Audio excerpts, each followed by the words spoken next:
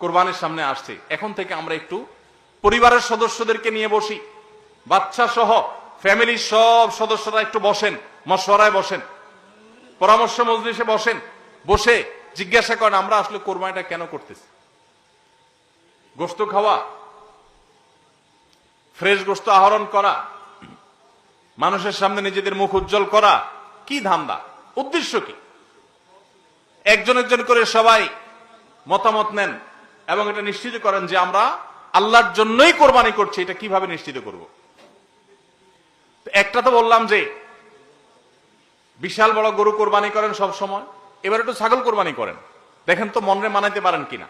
কারণ আপনি বলবেন ভাই গরু কোরবানিতে অনেক টাকা লাগে, ছাগলে তো অনেক কম টাকা লাগে, তাহলে এই কোরবানি ওইটার চাইতে কিভাবে উত্তম হয়? আমি উত্তম বলতেছি না, আমি বলতেছি যে আপনার নফস, আপনার মন মানে কিনা যে আমি গরুর জায়গায় ছাগল কোরবানি করলেও তো হবে, হবে না হবে না? কেউ যদি ছাগল কোরবানি করে তার কোরবানি হবে কি হবে না? হবে। কোরবানি ছাগলও করা যায়, গরুও করা যায়, বেড়াও করা যায়, দম্বাও করা যায়, মহিষ দিয়েও করা যায়, উট দিয়েও করা যায়, এসব পশু দিয়ে কোরবানি করা যায়। অতএব আপনি এবছর একটু ছাগল দিয়ে করেন, বাকি গরু কেনার যে আরো বাজেটের টাকা ছিল সেগুলো দিয়ে আরো কয়েকটা ছাগল কিনে গরিব মানুষকে দিয়ে দেন, ওটা যাতে এলাকা মানুষ টেন না পায়, অন্য এলাকায় দিয়ে দেন। গরুর বাজেটের টাকা দিয়ে একটা ছাগল কিনে বাকি টাকা দিয়ে এরকম ছাগল কিনে মানুষকে দান করে দেন, জবাই করে অন্য মানুষের গোশত দিয়ে দেন, এলাকা দিলেন না, মানুষ টের পারো না। তাহলে মনকে মানাতে পারেন কিনা দেখেন। এটা হলো অ্যাসিড টেস্ট, আমি বলতেছি না সবসময়, মাঝে মধ্যে এরকম করে দেখেন যে মন মানে কিনা। যদি দেখেন যে না মন মানে, তাহলে আলহামদুলিল্লাহ ভাইরা আমার।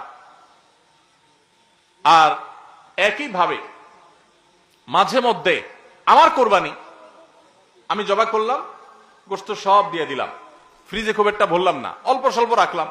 কারণ আল্লাহ তাআলা বলেছেন ফাকুলু মিনহা ওয়া আতি'মুল বাঈসাল ফাকির, ফাকুলু মিনহা ওয়া আতি'মুল কানি'a ওয়াল মু'তার। কোরবানি গোশত নিজেও খাবো, গরিব দুঃখীকেও খাওয়াবো, যে চায় তাকেও দিব, যে চায় না আত্মীয় স্বজন তাদেরকেও দিব। অতএব মুস্তাহাব এই তিনও ভাগে ভাগ করা, কিন্তু এটা ফরজ ওয়াজিব না। তাহলে আমি পরিমাণ একটু কম রেখে বেশিরভাগই দিয়ে দিলাম। মন মানে কিনা দেখেন, মন মানে কিনা। অনেকে আছেন লামসাম সামান্য একটু দিয়া আর সব ফ্রিজে ঠেলতে ঠেলতে ফ্রিজের দরজাই লাগে না, পারলে রশি দিয়া বাঁধে যে দরজা লাগে না।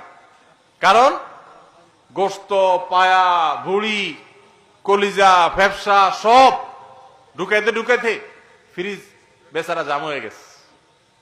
তাহলে কোরবানি কেন করতেছি? গোশতের জন্য যদি কোরবানি হয়, এই কোরবানি করবাই না, এটা ফুর্তি।